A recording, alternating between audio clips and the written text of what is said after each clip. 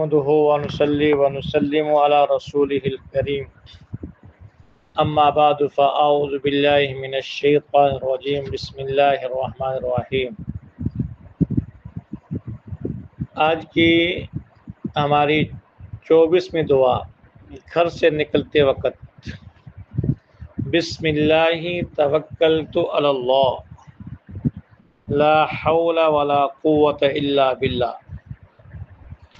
بسم اللہ توکلت علی اللہ لا حول ولا قوة الا باللہ۔ یہ گھر سے نکلتے وقت آپ دعا پڑھیں۔ اس کا ترجمہ یہ ہے کہ بسم اللہ، اللہ کا نام لے کر، توکلت علی اللہ، اور اللہ پر بھروسہ کرتے ہوئے یعنی گھر سے نکلتا ہوں، لا حول ولا قوة الا باللہ، جس کے نہیں ہے کوئی طاقت اور قوت مگر اللہ ہی کی طرف سے ہے۔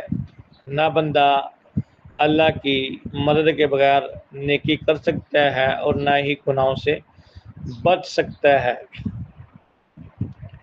یہ دعا ہے گھر سے نکلتے وقت، اور اس کے ساتھ آپ آیت الکرسی پڑھ لیں حفاظت کے لیے، اور ایسے ہی مشائخ کی مجربات میں یہ دعا ہے، بلکہ قرآن پاک کی آیت ہے وَجَعَلْنَا مِن بَيْنِ أَيْدِيهِمْ سَدًّا وَمِنْ خَلْفِهِمْ سَدًّا فَأَغْشَيْنَاهُمْ فَهُمْ لَا يُبْصِرُونَ۔